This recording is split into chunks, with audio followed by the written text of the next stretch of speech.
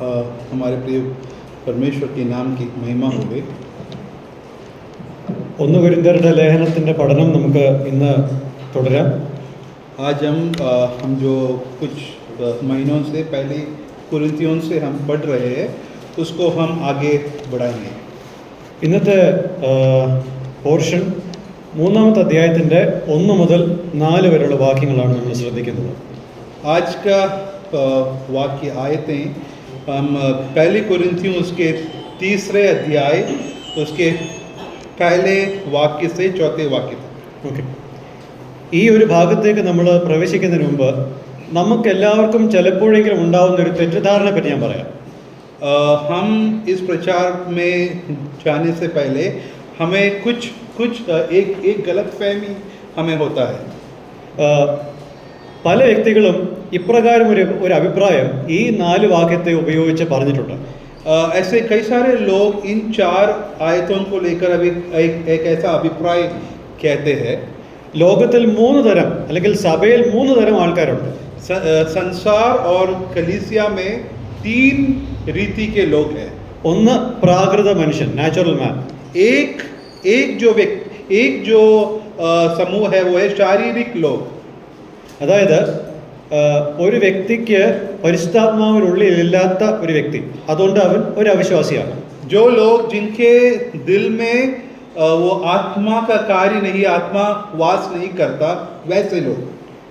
രണ്ടാമത്തെ ആള് ആത്മിക മനുഷ്യൻ. दूसरा जो समूह हम देखते हैं वो है आत्मिक लोग. അതായത് വീണ്ടും ജനിക്കപ്പെട്ട ഒരാൾ. जो लोग परमेश्वर का नया जन्म पाए हुए लोग हैं. മൂന്നാമത്തെ ഗണം എന്ന് പറയുന്നത് ജഡീക ക്രിസ്ത്യാനി, കാർണൽ ക്രിസ്ത്യൻ. हिंदी करो. संसारिक. हाँ, जो तीसरा जो समूह है वो है सांसारिक लोग, नहीं है तो संसार के रीति पर चलने वाले. അതായത് തുടർമാനമായിട്ടുള്ള ഒരു പിന്മാറ്റ അവസ്ഥയിൽ പോവുകയും എന്നാൽ ക്രിസ്തുവിൽ വിശ്വാസമുണ്ടെന്ന് പറയുകയും ചെയ്യുന്ന ഒരാൾ. ऐसे लोग जो जिनके हृदय में मन फिराव नहीं है, परंतु वो लोग कहते हैं, सोचते हैं कि वो लोग आत्मिक लोग हैं. അതായത് വിശ്വാസത്തിന് നടപ്പിൻ്റെ മതിയായ തെളിവുകളില്ല, അതോടൊപ്പം തന്നെ ആത്മാവിൻ്റെ ഫലത്തിൻ്റെ പ്രദർശനമില്ല, എന്നാൽ പോലും ഇത്തരം വ്യക്തികളെ വിശ്വാസികളായിട്ടാണ് കണക്കാക്കപ്പെടുന്നത്. और ऐसे लोग हैं जो जिनके जीवन में, जिनके हृदय में आत्मा का फल हम नहीं देख सकते, परंतु उनको कलीसिया कैसे देखते हैं, वो लोग आत्मिक लोग हैं. അതായത് ജഡത്തിൻ്റെ പ്രവൃത്തികൾ വളരെയധികം വ്യാപിച്ചു കിടക്കുന്ന ഒരു അവസ്ഥയിലാണെങ്കിൽ പോലും അവരെ കൺസിഡർ ചെയ്യപ്പെടുന്നത് വിശ്വാസികളായിട്ടാണ്. उनके जीवन में शारीरिक रीति से, सांसारिक रीति से वो लोग उस रीति में चल रहे हैं, संसार का फल उनमें दिखने को मिलता है, परंतु कलीसिया में फिर भी लोग उनको कहते हैं ये लोग आत्मिक लोग हैं. അപ്പോൾ 1 കൊരിന്ത്യർ 3-ാമത്തെ അധ്യായത്തിൻ്റെ 1 മുതൽ 4 വരെയുള്ള വാക്യത്തിൻ്റെ തെറ്റായ ഒരു വ്യാഖ്യാനം നിമിത്തം പല വ്യക്തികളും ഇങ്ങനെ ഒരു 3-ാമത്തെ ഒരു ഗണത്തോട് മുറുകെ പിടിച്ചതായിട്ട് നമുക്ക് കാണാൻ സാധിക്കും. इसलिए हम ये पहले 4 आयतों के आधारित हम ऐसी गलतफहमी आजकल हमारी कलीसियाओं में हम देख सकते हैं. ഈ ഒരു വീക്ഷണം തെറ്റാണെന്നുള്ളതിന് ഞാൻ 2 കാരണങ്ങൾ നിങ്ങളുടെ മുന്നിൽ വെക്കുകയാണ്. ये गलतफहमी साक्षात गलत है. उस बात के लिए हम 2 कारण इन आयतों से हम देखेंगे. ഒന്നാമതായിട്ട് ഈ ലോകത്ത് 2 തരത്തിലുള്ള ആൾക്കാരേ ഉള്ളൂ.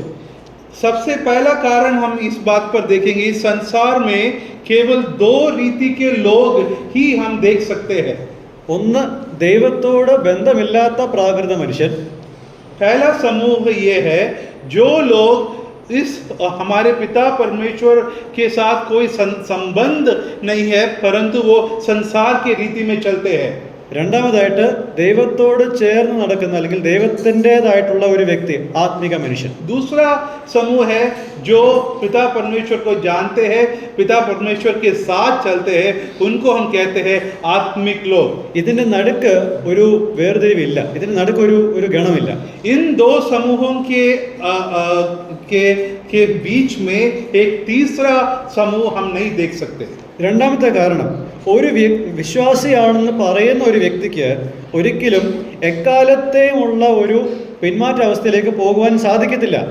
और एक और बात हम ये जानना है, अगर हम कहते हैं कि हम आत्मिक लोग हैं, हम पिता परमेश्वर को जान चुके हैं, तब हम पाप में आगे नहीं बढ़ सकते।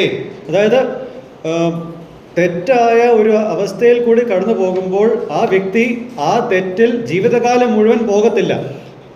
हम देखते हैं कि एक आत्मिक मनुष्य, एक आत्मिक व्यक्ति पाप में हर दम आगे नहीं बढ़ सकता।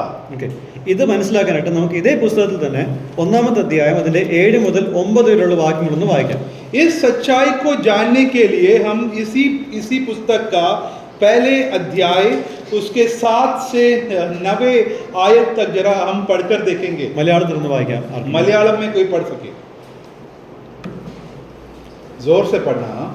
ഇങ്ങനെ നിങ്ങൾ ഒരു കൃപാവരത്തിലും കുറവില്ലാത്തവരായി നമ്മുടെ കർത്താവായ യേശുക്രിസ്തുവിന്റെ പ്രത്യക്ഷത കാത്തിരിക്കുന്നു. നമ്മുടെ കർത്താവായ യേശുക്രിസ്തുവിന്റെ നാളിൽ തുച്ഛമില്ലാത്തവരായിരിക്കേണ്ടതിന് അവൻ നിങ്ങളെ അവസാനത്തോളം ഉറപ്പിക്കും. തന്റെ പുത്രനും നമ്മുടെ കർത്താവായ യേശുക്രിസ്തുവിന്റെ കൂട്ടായ്മയിലേക്ക് നിങ്ങളെ വിളിച്ചിരിക്കുന്ന ദൈവം വിശ്വസ്തൻ. ഓക്കെ, हम ये देखते हैं यहाँ पे, यहाँ तक कि किसी वरदान में तुम्हें गति नहीं और तुम हमारे प्रभु यीशु मसीह के प्रकट होने की बाट जोते रहते हो, वह तुम्हें अंत तक दृढ़ भी करेगा और तुम हमारे प्रभु यीशु मसीह के दिन में निर्दोष ठहरो. परमेश्वर सच्चा है जिसने तुमको अपने पुत्र हमारे प्रभु यीशु मसीह की संगति में बुलाया है. ദൈവത്തിന്റെ ശുദ്ധീകരണ പ്രവൃത്തിയിലൂടെ ദൈവം ഒരു സത്യവിശ്വാസിയെ അന്ത്യം വരെ കാത്തു സൂക്ഷിക്കും.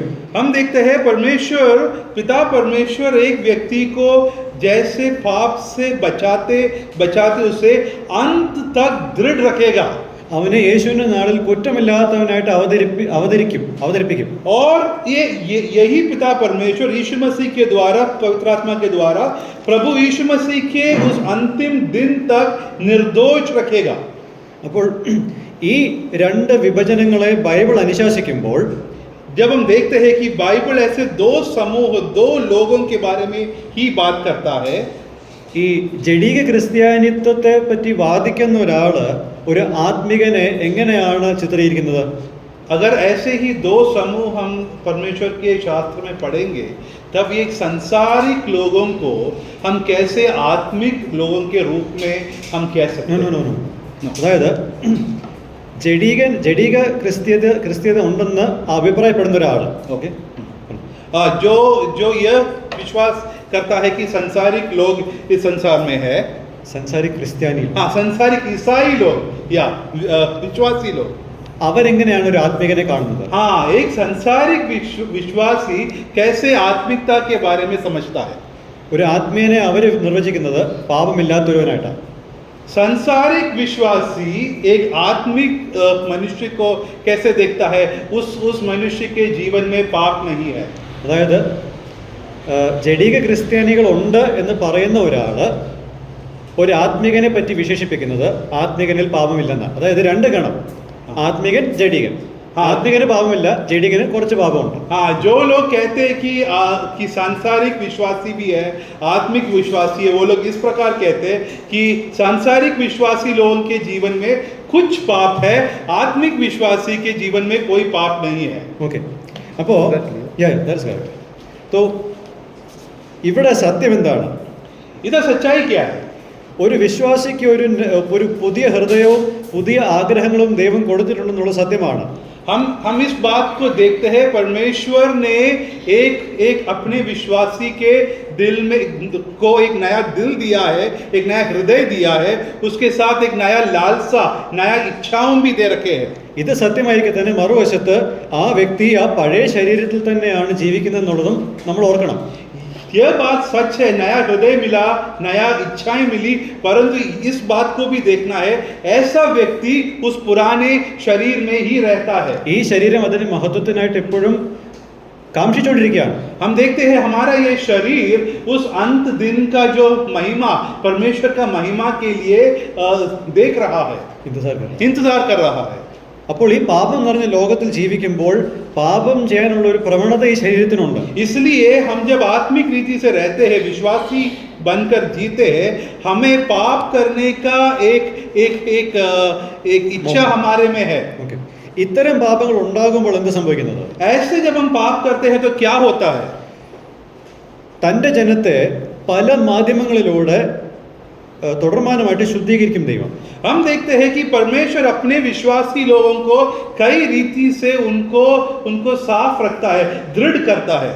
കൊരിന്ത്യ വിശ്വാസികളുടെ ജീവിതത്തിൽ ജഡീക സ്വഭാവത്തിന്റെ ഒരു കാലയളവാണ് നാം കാണുന്നത്. हम देखते हैं इस कुरिन्थियों के जो पहली पत्री में हम देखते हैं कि कुरिन्थियों का विश्वासी लोगों के जीवन में ऐसी कई सारी सांसारिक बातें उनके जीवन में था. ഇവരുടെ ജഡീക സ്വഭാവത്തിൽ നിന്നും അവർ പുറത്തു വരണം എന്നുള്ളതിന്റെ ഏറ്റവും വലിയ തെളിവാണ് ഈ ലേഖനം. हम देखते हैं कि पौलुस इसलिए ये पत्री लिखता है ताकि यह कलीसिया अपने सांसारिक रीति को, शारीरिक रीति को छोड़कर उस आत्मिक रीति में चलना है.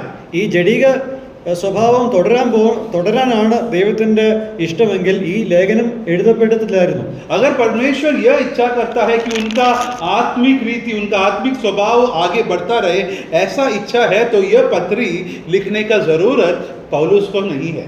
അപ്പോൾ ഈ ഒരു 4 വാക്യത്തിന്റെ തലക്കെട്ട് ഞാൻ ഇങ്ങനെ പറയാം. इस 4 आयतों का शीर्षक हम ऐसे पढ़ सकते हैं.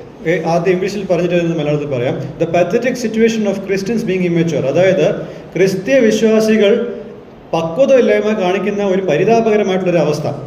हम देखते हैं कि इस 4 आयत में हम ये देख सकते हैं कि एक विश्वासी कैसे वो आत्मिक उन्नति में नहीं बढ़ता, उस जो अवस्था को हम यहाँ देख सकते हैं.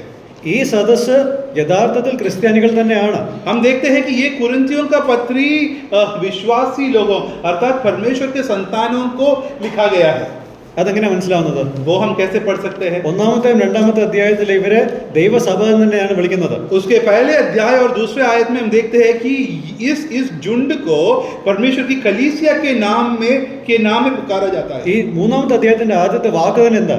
यहाँ पे तीसरे अध्याय का पहला शब्द क्या लिखा हुआ है? സഹോദരന്മാരെ, हे भाइयों करके उनको पुकारा जा रहा है. ഓക്കെ, അപ്പോൾ ഇത് നമ്മൾ മറക്കരുത്.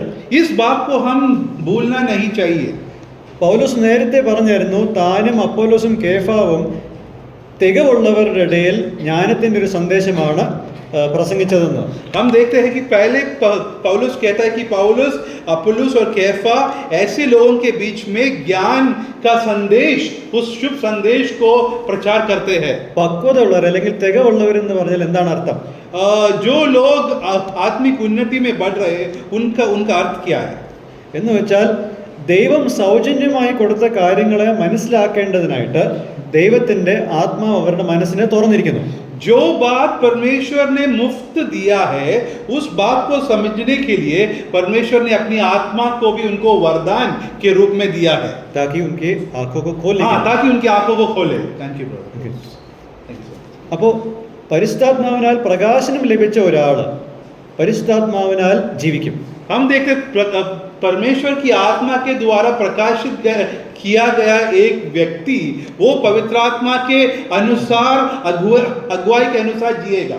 എന്ന് വെച്ചാൽ അവർ യേശുവിൽ വിശ്വാസം അർപ്പിച്ചത് പരിശുദ്ധാത്മാവിന്റെ സഹായത്താലാണെന്ന് അവരെല്ലായ്പ്പോഴും അംഗീകരിച്ച് തന്നെ ജീവിക്കും. वो हर समय इस बात को वो लोग विश्वास करेंगे कि वो परमेश्वर पर विश्वास इस पवित्र आत्मा के अगुवाई के द्वारा किया. പക്ഷേ അത്തരം ഒരു പക്വത കാണിക്കാത്ത ഒരു ജനതയെ അഡ്രസ്സ് ചെയ്യേണ്ടി വരുന്ന ഒരു ദൗർഭാഗ്യമാണ് ഇവിടെ പൗലോസിനുള്ളത്. पर ऐसे एक लोगों को जो आत्मिक उन्नति में नहीं बढ़ रहे हैं उनको पौलोस इस पत्री लिखने की आवश्यकता आया हुआ है. ഇവരാർക്കാണ് ഇവരുടെ വിശ്വാസത്തിന്റെ ക്രെഡിറ്റ് കൊടുക്കുന്നത്? ये लोग, ये कुरिन्थी विश्वासी लोग किसको अपना जो नया जीवन के लिए उसका कारण किसको बताते हैं? പ്രാസംഗികരില്ല. जो लोग भाषण देते हैं. അവർക്ക് വിശ്വാസം ഉണ്ടാക്കിയതാരാ? उनको विश्वास किसने दिया? പരിശുദ്ധാത്മാവ്. वो दिया, पवित्र आत्मा ने दिया. പരിശുദ്ധാത്മാവിന് ക്രെഡിറ്റ് കൊടുക്കുന്നവർ തികവുള്ളവരാണ്. जो पवित्र आत्मा को जो ऊंचा उठाते हैं वो लोग क्या है? वो आत्मिक उन्नति में बढ़ने वाले लोग हैं. ഈ ക്രെഡിറ്റ് മനുഷ്യർക്ക് കൊടുക്കുന്നത് പക്വതയില്ലായ്മയുടെ സ്വഭാവമാണ്. और अगर उस जो प्रशंसा अगर पवित्र आत्मा को नहीं दिया और वो अन्य मनुष्यों को देंगे, उसका अर्थ क्या है? ये लोग आत्मिक उन्नति में नहीं बढ़ रहे हैं. ക്രിസ്തുവിലായിരുന്നിട്ടും ഇവരെ ആത്മീയരായിട്ട് കാണുവാൻ പൗലോസിന് കഴിയുന്നില്ല. ये लोग परमेश्वर यीशु मसीह में है, फिर भी पौलुस को इन लोगों के बारे में, उनकी आत्मिकता के विषय में उनको बहुत प्रश्न है. ഇവരെ ജഡികന്മാരായിട്ട് കാണാനേ ഇപ്പോൾ പൗലോസിന് കഴിയുന്നുള്ളൂ. पौलुस को इन विश्वासी लोगों के बारे में क्या कह सकते हैं? ये लोग शारीरिक मनुष्य है, सांसारिक मनुष्य है. മൂന്നാമത്തെ വാക്യത്തിൽ ഈ ജഡിക സ്വഭാവം 2 തവണയാണ് പറഞ്ഞിരിക്കുന്നത്. ഒന്ന് വായിക്കാം. हम इसके तीसरे आयत में उस शारीरिक स्वभाव के बारे में 2 बार पढ़ते हैं. മലയാളത്തിൽ ഒന്ന് വായിക്കാം. 3:3 നിങ്ങളുടെ ഇടയിൽ ഈർഷ്യയും പിണക്കവും ഇരിക്കെ നിങ്ങൾ ജഡികന്മാരും ശേഷം മനുഷ്യരെ പോലെ നടക്കുന്നവരുമല്ലോ. ഓക്കെ. उधर हम हिंदी में इस प्रकार पढ़ते हैं, क्योंकि अब तक शारीरिक हो, इसलिए कि जब तुम में डा और झगड़ा है तो क्या तुम शारीरिक नहीं और क्या मनुष्य की रीति पर नहीं चलते? ഏത് രീതിയിലാണ് അവർ ജഡികന്മാരായിരിക്കുന്നത്? ये लोग किस रीति में, किस कारण से ये लोग शारीरिक लोग बन गए? ഗ്രീക്കുകാരുടെയും റോമക്കാരുടെയും മൂല്യങ്ങൾ, അതായത് ദൈവമില്ലാത്ത പാരമ്പര്യവും മൂല്യങ്ങളുമാണ് ഇവരെ ഇപ്പോഴും ഭരിക്കുന്നത്. जो परमेश्वर का जो मूल्य है वो इनको सता नहीं रहा, परंतु ये ग्रीक और जो रोमियों का जो विश्वास है उसके प्रकार ये लोग चलने को देख रहे हैं. അവരുടെ സ്വഭാവമാണ് ഇവരെയും ഭരിക്കുന്നത്. ये ग्रीक लोग और रोमियों का जो स्वभाव है वही इन कुरिन्थियों के कलीसिया के लोगों में भी वही स्वभाव दिख रहा है. ഓക്കെ. ഞാൻ പൗലോസിന്റെ പക്ഷക്കാരൻ, ഞാൻ അപ്പോലോസിന്റെ പക്ഷക്കാരൻ എന്നുള്ള പാഷനറ്റ് ആയിട്ടുള്ള ഈ മുദ്രാവാക്യങ്ങൾ നമ്മളിവിടെ കണ്ടു. और यहाँ पे हम इसके चौथे आयत में देखते, कुछ लोग कहते हैं कि मैं पौलुस का हूँ, मैं अपोलोस का हूँ, वो हम देख सकते हैं. ഇത് കൊരിന്ത്യ വിശ്വാസികളുടെ ഇടയിലുള്ള ഈ ഒരു ഈർഷ്യയും തർക്കവും ഇത് ആരുടെ സാദൃശ്യമാണ്? ये कुरिन्थियों के विश्वासी कलीसिया में जो डा और झगड़ा और फूट है, ये किसका स्वभाव है?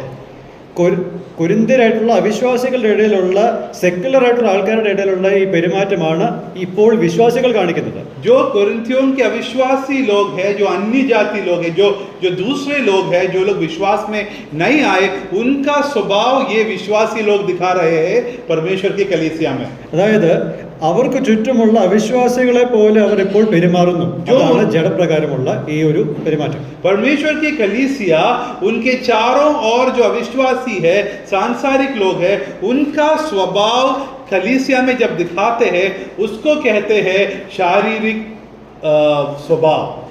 ഓക്കെ. അതായത് അവരുടെ ഈ ഒരു ഭിന്നിപ്പിന്റെ ഒരു സ്വഭാവം പുറത്തുള്ള ആൾക്കാരും അത് തന്നെയാണ് ചെയ്യുന്നത്. जो इनके बीच में डा और झगड़ा और फूट जो हो रहा है वो ही बाहर के लोगों में भी होता है. അവരെ പോലെ പെരുമാറുന്നു, उनके जैसे स्वभाव है, എന്നിട്ട് ദൈവത്തിന്റെ ആത്മാവ് ലഭിച്ചവരെ പോലെ അവർ ജീവിക്കുന്നില്ല. उनको उनके जीवन में पवित्र आत्मा का उस शक्ति के द्वारा वो लोग अपना जीवन नहीं बिता रहे. അതായത് ദൈവത്തിന്റെ ആത്മാവ് അവർക്ക് ലഭിച്ചു എന്നുള്ളതിന്റെ തെളിവ് അവർ കാണിക്കുന്നില്ല. वो ये नहीं दिखा रहे कि उनको पवित्र आत्मा मिल गया है, प्राप्त किया है, उस बात को वो नहीं दर्शाते. ഓക്കെ. പൗലോസ് ഇവരെ എങ്ങനെയാണ് കാണുന്നത്? पौलुस इनको कैसे देखता है? ഒന്നാമത്തെ വാക്യത്തിൽ അവരെ ശിശുക്കളായിട്ട്, ക്രിസ്തുവിൽ ശിശുക്കളായിട്ടാണ് കാണുന്നത്. यहाँ देखते हैं उनको पहले आयत में मसीह में बालक के रूप में उनको देखते हैं. शिशु, हाँ, मसीह में शिशु लोग, बालक, ऐसे यहाँ पे लिखा हुआ है. ഓക്കെ. അതായത് നിയമത്തിന്റെ മുമ്പിൽ ഒരു മൈനറിന്, അതായത് 18 വയസ്സിൽ താഴെയുള്ള ഒരു വ്യക്തിക്ക് എപ്രകാരം സ്റ്റാൻഡിങ് ഇല്ലാതിരിക്കുന്നു, ആ ഒരു വാക്കാണ് ഇവിടെ ഉപയോഗിച്ചിരിക്കുന്നത്. 18 साल के नीचे जो बच्चे हैं उनको क्या बुलाते हैं? हम उनको बुलाते हैं बच्चे. उस रीति में पौलुस इस कुरिन्थियों के विश्वासी लोगों को उनके बारे में सोचता है. यस, पुकारता है. ഇവർ ബലഹീനരും പക്വതയില്ലായ്മയുമാണ് കാണിക്കുന്നത്. ये लोग क्या दिखा रहे हैं? ये लोग कमजोर लोग और आत्मिक उन्नति इनमें नहीं है. ഇത്തരം ആൾക്കാർക്ക് അവരുടെ മാതാപിതാക്കളുടെ സപ്പോർട്ട് ഇപ്പോഴും വേണം, സംരക്ഷണം ഇപ്പോഴും വേണം. ऐसे लोगों को क्या चाहिए? इनके माता पिता का उस जो प्रोटेक्शन उनको चाहिए, सुरक्षा उनको चाहिए. ഇവരുടെ പക്വതയില്ലായ്മ നിമിത്തം പൗലോസ് ഇവർക്ക് എന്താണ് കൊടുക്കുന്നത്? പാലാണ് കൊടുക്കുന്നത്. രണ്ടാമത്തെ വാക്യത്തിൽ दूसरे आयत में क्या देखते हैं? ये लोग आत्मिक रीति में ये लोग नहीं बढ़ रहे हैं, इसलिए पौलुस कहते हैं मैंने तुम्हें दूध पिलाया. എന്ന് വെച്ചാൽ ഒരു ശിശുവിന് കൊടുക്കേണ്ട സുവിശേഷം, സത്യം ഇപ്പോൾ ഇത്രയും പക്വത എത്തേണ്ട പ്രായത്തിലും കൊടുത്തോണ്ടിരിക്കുക. जो इस जो कुरिन्थियों के विश्वासी लोगों को एक बच्चे को जो जो भोजन देना है, जो परमेश्वर का सुसमाचार जो सुनाना है, वो अभी भी इनको सुनाने की ज़रूरत आ पड़ी है. കട്ടിയായ ആഹാരം, അതായത് പൗലോസ് 1-ാമത്തെയും 2-ാമത്തെ അധ്യായത്തിൽ കൊടുക്കുന്ന കട്ടിയായ ആഹാരം ദഹിക്കാനുള്ള ശേഷി ഇവർക്കില്ല. जो पहले और दूसरे अध्याय में पौलुस जो थोड़ा और गौर की बातें, आत्मिक बातें जो बताता है, वो इनको प्राप्त करने का क्षमता, शक्ति इनमें नहीं है. അതായത് 10 വയസ്സായിട്ടും സെർലാക്ക് കുടിക്കുന്ന അവസ്ഥയാണ് ഇവർക്ക്. इनका अवस्था क्या है? 10 साल भी हो गया तब भी ये लोग सेरेलैक पी रहे हैं, खा रहे हैं. ഈ സോളിഡ് ഫുഡ്, അതായത് കട്ടിയായ ആഹാരം എന്ന് പറയുന്നത് അഡ്വാൻസ് ടീച്ചിങ്സ് ഓഫ് ക്രിസ്ത്യാനിറ്റി, ക്രിസ്തീയ വിശ്വാസത്തിൻ്റെ ഉയർന്ന തലത്തിലുള്ള പഠിപ്പീരുകൾ പഠിക്കേണ്ട സമയത്ത് ഇവർക്ക് ബാലന് കൊടുക്കുന്ന കാര്യങ്ങളാണ് കൊടുത്തുകൊണ്ടിരിക്കുന്നത്. यहाँ पे क्या लिखा है दूसरे आदमी, अन्न ना खिलाया.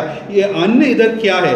वो है परमेश्वर के बारे में जो और महान सच्चाई उसके बारे में यहाँ बताता है. वो इनको नहीं दे सकते क्योंकि ये लोग प्राप्त नहीं कर सकते. അതായത് ക്രിസ്തുവിൻ്റെ ക്രൂശ് മരണം എന്നുള്ള വസ്തുത ഇവർക്കറിയാം, പക്ഷേ അതിൻ്റെ ഒരു പൂർണ്ണതയും അതിൻ്റെ വിശദീകരണവും ഒന്നും ദഹിക്കാൻ പറ്റാത്ത ഒരു അവസ്ഥയിലാണ് ഇവർ ഇപ്പോൾ നിൽക്കുന്നത്. ये लोग जानते हैं कि यीशु मसीह इनके पापों के लिए क्रूस पर मरा और जी उठा, परंतु उसके कारण इनके जीवन में क्या बदलाव आना है, उनके बारे में इनको कोई विश्वास नहीं है. അപ്പോൾ കൊരിന്ത്യ വിശ്വാസികൾക്ക് തികവുള്ളവരുടെ ഗണത്തിലാകണമെങ്കിൽ അവരുടെ വീക്ഷണം മാറണം. अगर कुरिन्थियों के विश्वासी लोग उस आत्मिक उन्नति को प्राप्त करना है, उनका सोच विचार बदलना पड़ेगा. ലോകത്തിൻ്റെ മൂല്യത്തിൽ നിന്നും ആത്മീയമായിട്ടുള്ള മണ്ഡലത്തിൻ്റെ കീഴിൽ വേണം അവർ ആയിരിക്കാൻ. संसार के मूल्यों को छोड़कर आत्मिक मूल्यों के बारे में सोचना पड़ेगा. അവർക്ക് കട്ടിയായ ആഹാരത്തിന് തയ്യാറല്ലാത്തതുകൊണ്ട് വളരെ ബേസിക് ആയിട്ടുള്ള സുവിശേഷ സന്ദേശം ഇപ്പോൾ പൗലോസ് ഇവരെ ഓർമ്മിപ്പിക്കുകയാണ്. जो अन्न, जो भोजन है, जो और ताकत देता है, वो ये लोग प्राप्त नहीं कर सकते, इसलिए इनको अभी भी सुसमाचार सुना रहे हैं. അപ്പോൾ ഈ ഒരു ഭാഗത്തിൻ്റെ ചില ലെസൺസ് ഞാൻ പറഞ്ഞ് നമുക്ക് ഇന്നത്തെ ഈ ഒരു സെഷൻ അവസാനിപ്പിക്കാം. इस जो 4 आयतों का कुछ प्रायोगिक बातों के बारे में सोचकर आज का प्रचार हम यहाँ पर खत्म करेंगे. ഒന്നാമതായിട്ട് നമ്മുടെ സഭകളുടെ ഇടയിൽ വലിയ പാപങ്ങളെ പറ്റി നമുക്ക് വളരെ അങ്കലാപ്പുണ്ട്. हमारे ब्रदरन कलीसियाओं में हम लोग बड़े पापों के बारे में बहुत बातचीत करते हैं. അതായത് ദുഷ്കാമം, ലസ്റ്റ്, नहीं है तो लुचपन, അതുപോലെ തന്നെ കൊലപാതക പ്രവണത അല്ലെങ്കിൽ അങ്ങനെയുള്ള ഒരു മർഡർ, അത് വെറുപ്പാണ്. दूसरों का हत्या करना, उसको हम घृणा करते हैं. എന്നാൽ ഇന്നത്തെ സഭകളിൽ മറ്റുള്ളവരെ ദ്രോഹിക്കുന്നതും ഗാർഹിക പീഡനമായിട്ടുള്ള അത്തരത്തിലുള്ള കാര്യങ്ങൾ വലിയ പാപം ആയിട്ട് പല ആൾക്കാരും കാണുന്നില്ല. आजकल हमारे कलीसिया में जो लड़ाई झगड़ा सब जो होते हैं, उसको बड़े पाप के रूप में हम नहीं मानते. വീടുകളിൽ നടക്കുന്ന അക്രമങ്ങൾ പോലും ഇന്ന് സഭയിൽ ഒരു വലിയ പാപമായിട്ട് പരിഗണിക്കുന്നത് പോലുമില്ല. जो हमारे घरों में जो लड़ाई होता है, उसको भी हमारे कलीसियाओं में आजकल हम ज़्यादा मूल्य नहीं देते हैं. അങ്ങനെ ഉണ്ടെങ്കിൽ അതൊരു ആശ്ചര്യമാണ്. अगर कोई उसको मूल्य देता है तो वो आश्चर्यचकित की बात है. എന്നാലും നമുക്ക് ഒരു കാര്യം അറിയാം, पर हम एक बात को हम समझते हैं, ഭിന്നിപ്പിന്റെ സ്വഭാവത്തിലുള്ള അനേകം പേർ നമ്മുടെ സഭകളിലുണ്ട്. हमारे कलीसियाओं में ये झगड़ा का जो स्वभाव, ये झगड़ा करने का स्वभाव, ऐसे कई सारे लोग हमारे कलीसिया में है. ഒരു പ്രത്യേക നേതാവിന് വേണ്ടിയിട്ടുള്ള അല്ലെങ്കിൽ ഒരു പ്രാസംഗികന് വേണ്ടിയിട്ടുള്ള അല്ലെങ്കിൽ ഒരു പ്രത്യേക പ്രായപരിധിയിലുള്ള അല്ലെങ്കിൽ ഭാഷയിലുള്ള ആൾക്കാർക്ക് വേണ്ടിയിട്ടുള്ള ഇത്തരം ഭിന്നിപ്പുകൾ, एक नेता के, एक कलीसिया के नेता के लिए, एक भाषण देने वाले के लिए, एक उम्र के लोगों के लिए हम लड़ाई करते हैं, झगड़ा करते हैं. ऐसा स्वभाव हमारे कलीसियाओं में आज है. അത്തരത്തിലുള്ള ആൾക്കാർ, അതായത് ആർക്ക് വേണ്ടിയിട്ടാണോ ഈ ഭിന്നിപ്പുണ്ടാക്കുന്നത് അവരെ ദൈവതുല്യരായിട്ട് കാണുന്ന ഒരു തരം स्वभाव। और जिसके लिए हम झगड़ा करते हैं कलीसिया में, उनको हम किस रीति में देखते हैं? उनको परमेश्वर के तुल्य हम देखते हैं। मनुष्य को परमेश्वर के तुल्य देखने लगे हैं। നമ്മുടെ സഭകളിൽ ഉള്ള മറ്റൊരു കുഴപ്പം, അതായത് നമ്മുടെ ചിന്തയ്ക്ക് ഒതുകാത്ത വേറൊരു പ്രാസംഗികൻ വരുമ്പോൾ അവനെ തുച്ഛമായിട്ട് കാണുകയും ചെയ്യുന്ന ഒരു പ്രവണത. और एक और स्वभाव हमारे कलीसिया में है, हम जैसे समझते हैं, हम जो सुनने को चाहते हैं उस बात को नहीं बताने वाले, भाषण देने वाले अगर कलीसिया में आए, उनको हम तुच्छ रीति से उनको हम देखते हैं. ഇതിനൊന്നും നമ്മൾ വലിയ പാപമായിട്ട് കാണുന്നില്ല. ऐसी बातों को, ऐसे स्वभावों को हम मुख्य पाप के रूप में नहीं समझते. പക്ഷെ നമ്മൾ മനസ്സിലാക്കേണ്ടത് ഇതും ലോകപരമായിട്ടുള്ള സ്വഭാവമാണ്. हम इस परंतु एक बात हम याद करना है, स्मरण करना है, अगर हम ऐसे स्वभाव कलीसिया में दिखाते हैं, वो भी संसार के लोगों का सेम स्वभाव हम कह सकते हैं. ഇതിലൊന്നും ദൈവം പ്രസാദിക്കുന്നില്ല. इसमें कोई परमेश्वर को कोई प्रसन्नता नहीं होता. എന്തുകൊണ്ടാണ്? क्यों परमेश्वर ऐसे स्वभावों से प्रसन्न नहीं है? കാരണം കഴിവും പ്രാപ്തിയുമുള്ള മനുഷ്യരെ ദൈവത്തിന്റെ സ്ഥാനത്തിൽ ആക്കി വെക്കുന്ന ഒരു പ്രവണതയാണ് ഇതിലുള്ളത്. അതുകൊണ്ട് ദൈവത്തിൽ പ്രസാദിക്കുന്നില്ല. हम ये समझते हैं कि जब हम मनुष्यों को उनके काबिल, उनके जो बल के कारण उनको हम ऊंचा उठाते हैं, जब ऐसे स्वभाव दिखाते हैं, पिता परमेश्वर ऐसे स्वभाव में प्रसन्न नहीं होता. വിശ്വാസികൾ ഇത്തരം കാര്യങ്ങൾ ചെയ്യുമ്പോൾ എന്താ സംഭവിക്കുന്നത്? जब आत्मिक लोग, विश्वासी लोग ऐसे स्वभाव दिखाते हैं तो क्या होता है कलीसिया में? ചുറ്റുമുള്ള രാഷ്ട്രീയ നേതാക്കൾ അവരുടെ ആദ്യകാലത്തുണ്ടായിരുന്ന നേതാക്കൾക്ക് വേണ്ടിയിട്ട് ജീവൻ കൊടുക്കുന്ന അല്ലെങ്കിൽ ആ ഒരു സ്വഭാവമാണ് വിശ്വാസികളും ഇത്തരത്തിൽ കാണിക്കുന്നത്. जब हम देखते हैं कि बाहर जो दूसरे जो पॉलिटिकल नेता लोग हैं, उनके लिए लोग जीवन भी देने को तैयार है, वैसा स्वभाव हम कलीसिया में देखने को लगते हैं. ഓക്കെ, ഭിന്നതയുള്ള അഭിപ്രായം നിമിത്തം അസൂയയും ബഹളവും വഴക്കുമെല്ലാം തമ്മിൽ ഉണ്ടാകുമ്പോൾ പുറമേ ഉള്ള പാർട്ടിക്കാരിൽ നിന്ന് നമ്മൾ ഒട്ടും വ്യത്യസ്തരല്ല. जब हमारे कलीसिया में झगड़ा के कारण डा और आपस में बैर होता है, तो हम ये जो बाहर जो लोग हैं उनसे कोई भिन्नता हमारे में नहीं है, कोई अलगाव नहीं है. അതായത് ചില സിനിമാക്കാരുടെ ഫാൻസ് ക്ലബിലെ ആൾക്കാർ മറ്റൊരു നടൻ്റെ ഫാൻസുമായിട്ടുള്ള ആൾക്കാരായിട്ട് അടി കൂടുന്ന ഒരു സംഭവവും നമ്മളുടെ ഇടയിലുള്ള സംഭവം തമ്മിൽ ഒരു വ്യത്യാസവും നമ്മൾ കാണുന്നില്ല. हम देखते हैं बाहर एक एक्टर का फैंस क्लब के लोग और दूसरा एक्टर का फैंस क्लब के लोग जब आपस में लड़ाई करते हैं, वैसा स्वभाव हम भी हमारे कलीसियाओं में दिखाने से उनसे हम कैसे अलग हो चुके हैं. നമ്മുടെ ഇടയിൽ വിയോജിക്കാൻ പറ്റുന്ന പല കാര്യങ്ങളുണ്ട്. അതായത് വിശ്വാസത്തിന് ഇമ്പോർട്ടൻ്റ് അല്ലാത്ത കാര്യങ്ങളിൽ നമുക്ക് വിയോജിക്കാം. हम देखते हैं कि विश्वास, अगर सुसमाचार और ऐसी बातों, मुख्य बातों में हम लोग आपस में हम एक मत होने की आवश्यकता है, पर ऐसी कई सारी बातें हैं जिसमें हम एक मत नहीं हो सकते. അങ്ങനെയുള്ള കാര്യങ്ങളിൽ ഒരു we do not know how to agree to disagree. हम ये नहीं जानते, हम इस बात को हम नहीं समझ सकते कैसे हम एक मत हो सकते हैं आपस में. कुछ भिन्न विचार के लिए हम कैसे एक मत हो सकते हैं वो हम नहीं जानते. എന്നുവെച്ചാൽ ഞാൻ എടുക്കുന്ന ഈ അഭിപ്രായത്തിന് ഞാൻ വളരെ പാഷനറ്റ് ആയിട്ട് ഫോളോ ചെയ്യുന്നു, അതുകൊണ്ട് ഞാൻ മറ്റ് അഭിപ്രായം ഉള്ളവരെ അത്രത്തോളം വെറുക്കുന്നു. मैं इस बात को मैं समझता हूँ, इस बात को मैं विश्वास करता हूँ, इसलिए दूसरे लोग भी मेरे जैसे इस बात पर विश्वास करना है. ഞാൻ പറയുന്നത് വിശ്വാസത്തിന് അടിസ്ഥാനമല്ലാത്ത കാരണങ്ങളിലുള്ള വിയോജിപ്പാണ്. हम देखते हैं ये भिन्नता किसकी है, अभिप्राय का जो अलग अभिप्राय किस बात, ये विश्वास के बात में नहीं, विश्वास से भी कम मूल्य की बातें कई सारी है, उस बात में हम इस विचार को कह रहे हैं. ഇത്തരം വാഗ്വാദങ്ങൾ സോഷ്യൽ മീഡിയയിലും പരക്കും. और ऐसे जो बातचीत और भिन्नता हम कहाँ देखते हैं, वो सोशल मीडिया, फेसबुक में भी हम देख सकते हैं लोगों, कलीसिया के लोगों के बीच में. അത്തരം സംഭാഷണങ്ങളിൽ ഒരുപാട് സർക്കാസം അല്ലെങ്കിൽ ആക്ഷേപമായിട്ട് സംസാരിക്കും. और ऐसी भिन्नता को लेकर हम बहुत हंसी मजाक करते हैं. ഒരുപാട് ഇരട്ട അർത്ഥമുള്ള ദ്വയാർത്ഥ പദങ്ങളെല്ലാം അവിടെ ഉപയോഗിക്കും. और हम ऐसे बातों में हम दो अर्थ रखकर, दो मीनिंग रखकर हम लोग बात करते हैं. ആവശ്യമില്ലാത്ത പ്രകോപനം അങ്ങോട്ടും ഇങ്ങോട്ടും ചെയ്യും. और एक दूसरे को हम क्रोधित करने के लिए ऐसी शब्द हम उपयोग करते हैं. ഇത്തരം കാര്യങ്ങൾ അങ്ങോട്ടും ഇങ്ങോട്ടും നടക്കുമ്പോൾ അവിശ്വാസികൾ ഈ സംഭാഷണവും കാര്യങ്ങളെല്ലാം കാണുന്നുണ്ടെന്നുള്ളത് നമ്മൾ മനസ്സിലാക്കും. जब हम ऐसे सोशल मीडिया में और आपस में ऐसी ऐसी झगड़ा करते हैं, तब हम एक बात को भूल जाते हैं, जो बाहर जो अविश्वासी लोग हैं, वो लोग यह देखकर वो लोग क्या बोलेंगे हमारे पर. അവരും നമ്മളും തമ്മിൽ ഒരു വ്യത്യാസമില്ലെന്ന് അവർ തന്നെ കൺക്ലൂഡ് ചെയ്യും. उनका कंक्लूजन क्या बनता है आखिर में, कि हम और कलीसिया के अंदर वाले लोग हैं, उसमें कोई अलग नहीं है, कोई भिन्न, कोई फर्क नहीं है. സോഷ്യൽ മീഡിയയിൽ ഇങ്ങനെ, ഇനി നേരിട്ട് കണ്ടാലോ? सोशल मीडिया में हम लड़ाई करते हैं, तब जब हम एक दूसरे को देखते हैं, हम तब क्या करते हैं? സംസാരിക്കുന്ന ആൾക്കാരുടെ ഇടയിൽ യാതൊരു ബഹുമാനമോ മര്യാദയോ ഇല്ലാത്ത രീതിയിലാണ് സംസാരങ്ങൾ ഇരുവശത്തും നടക്കുന്നത്. हम कई बार देखते हैं कलीसिया में दो लोग जब लड़ाई करते हैं, बात करते हैं, आपस में कोई रिस्पेक्ट नहीं, कोई प्रेम नहीं, कुछ नहीं. ഈ സന്ധ്യാ നേരത്ത് ന്യൂസ് ടി വി ചാനലൊക്കെ നോക്കിയാൽ അവിടെ പാനൽ ഡിസ്കഷനൊക്കെ കാണാൻ സാധിക്കും.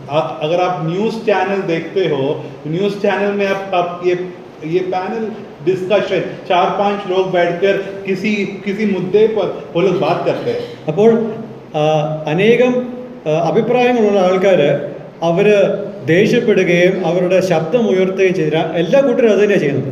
और जब कई भिन्न भिन्न विचार के लोग जब न्यूज़ चैनल में एक साथ आते हैं, वो लोग कैसे बात करते हैं? वो अपना आवाज़ को ऊंचा करके क्रोधित रीति में बात करते हैं.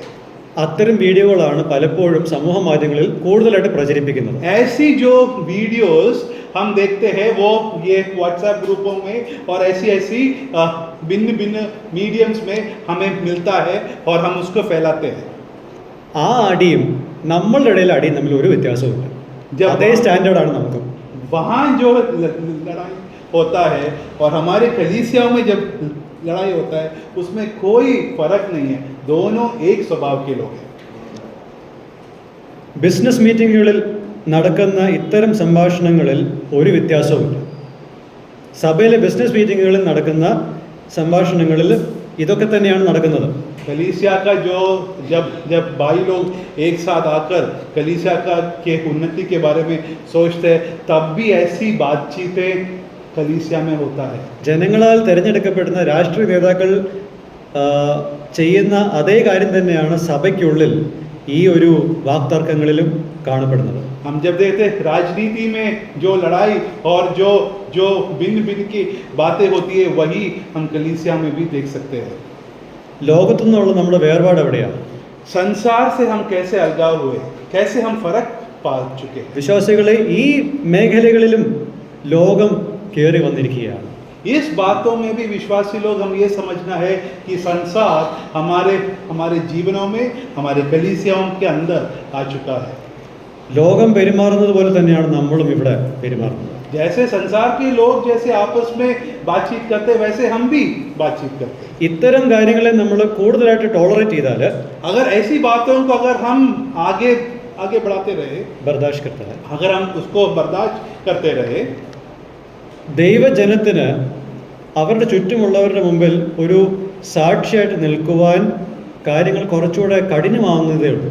हम यह समझ सकते हैं कि हमारे जो चारों ओर जो अन्य जाति लोग रहते, अविश्वासी लोग रहते, उनके बीच में हमें कोई गवाही नहीं मिल सकती. കൗശലത്തോടെ നമ്മുടെ ജീവിതങ്ങളിൽ കയറി വരുന്ന ഇത്തരം പാപങ്ങളെ നമ്മൾ ശ്രദ്ധിക്കാതെ പോകരുത്. इसलिए तकनीकी रीति से हमारे जीवनों में, हमारे कलीसियाओं में संसार जब घुसता है, हम इन बातों के बारे में ज़्यादा ध्यान नहीं देते. രണ്ടാമതായിട്ട് വിശ്വാസികളാണെന്ന് പറയപ്പെടുന്ന ആൾക്കാരുടെ അടുത്താണ് ഞാൻ പറയാൻ പോകുന്നത്.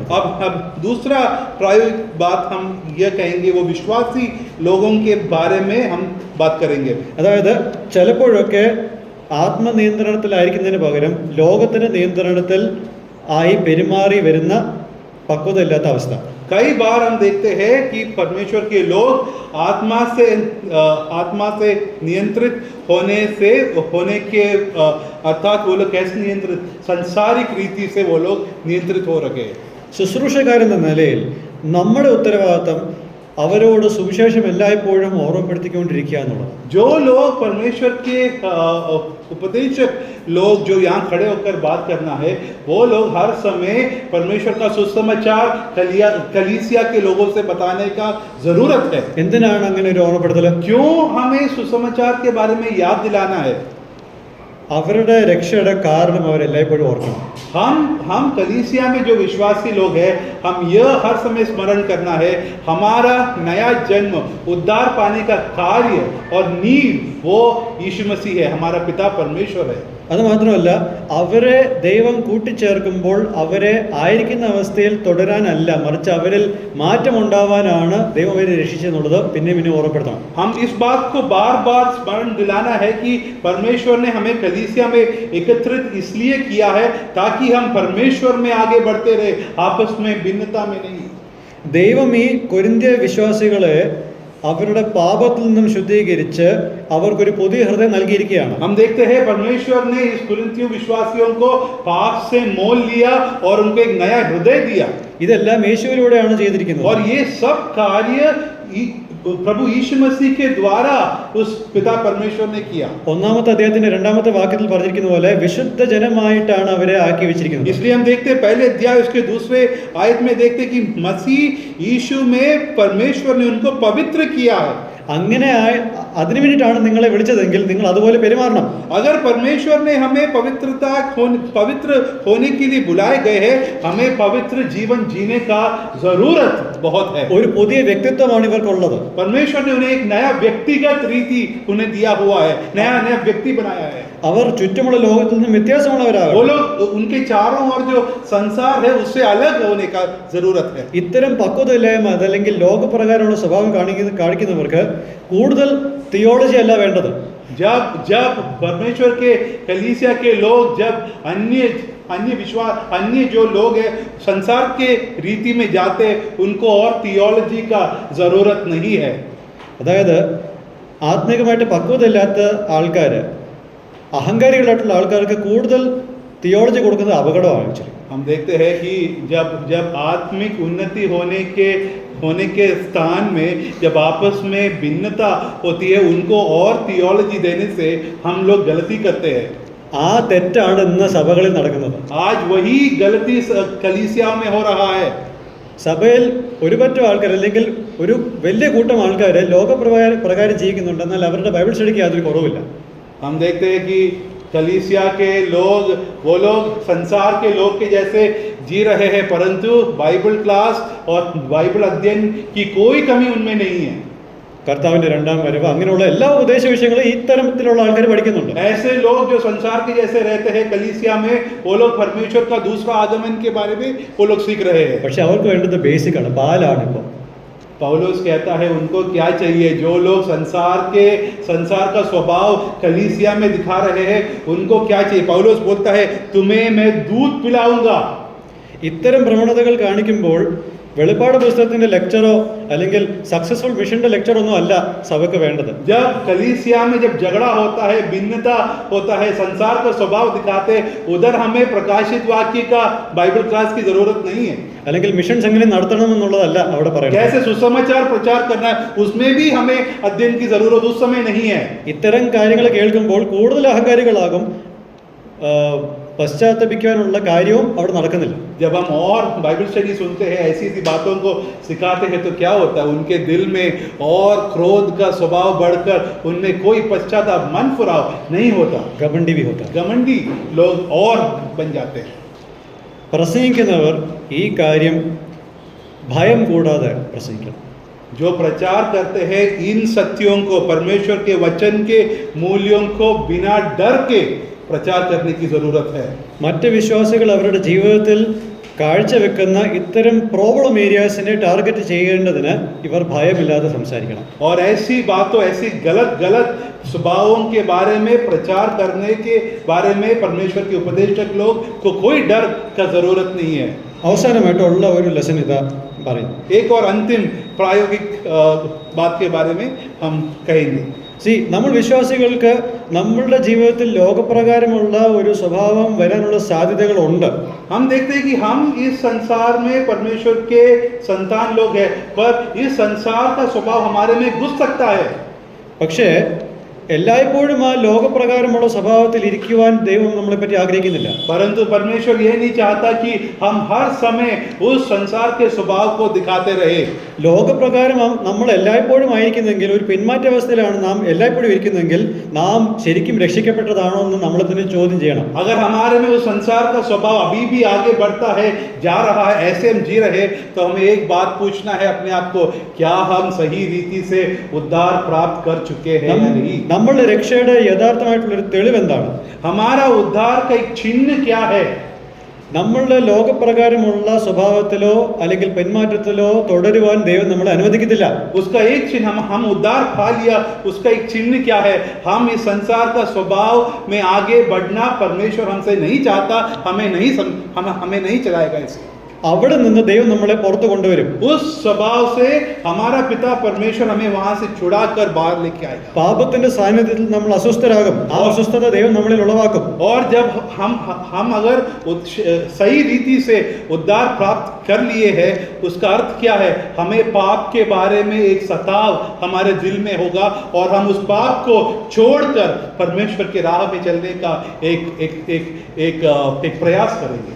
കാരണം പരിശുദ്ധാത്മാവ് നമ്മളുടെ ഉള്ളിലായതുകൊണ്ടാണ് ഇങ്ങനെ നമ്മൾക്ക് വരേണ്ടി വരുന്നത് പുറത്തോട്ട്. ऐसे कैसे हम पाप से छोड़ के पाप से छुटकारा कैसे पा सकते हैं?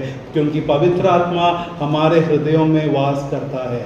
എന്ന് വെച്ചാൽ ഒരു വിശ്വാസിയുടെ ജീവിതത്തിൽ തുടർമാനമായിട്ടുള്ള പിന്മാറ്റ അവസ്ഥ ഇല്ല എന്നാണ് സാരം. एक परमेश्वर के संतान के जीवन में ऐसा एक सांसारिक स्वभाव बहुत समय तक आगे नहीं बढ़ सकता. അടുത്ത ഭാഗം, ऐसा बर्ताव नहीं हो सकता. അടുത്ത ഭാഗത്ത്, അതായത് 3-ാമത്തെ അധ്യായത്തിന്റെ 5 മുതൽ 9 വരെയുള്ള ഭാഗങ്ങളിൽ ഇവർ ഇതിൽ നിന്നും പുറത്തു വരുവാനുള്ളതിനായിട്ടുള്ള സൊല്യൂഷൻസ്, പരിഹാരം പൗലോസ് കൊടുക്കുന്നുണ്ട്. और 5वीं आयत से 9वीं आयत तक पौलुस उनको कुछ ऐसे सोच देते हैं, कैसे इस संसार के स्वभाव से बाहर आ सकते हैं. അടുത്ത ക്ലാസ്സിലായിരിക്കും നമ്മളത് ഡിസ്കസ് ചെയ്യുന്നത്. ദൈവം നമ്മളെ സഹായിക്കട്ടെ. वो हम अगले क्लास में अगले महीने हम लोग उसके बारे में हम प्रचार करेंगे और हम उसके बारे में सोचेंगे. ദൈവനാമം മഹത്വപ്പെടുമാറാകട്ടെ. परमेश्वर के नाम की महिमा.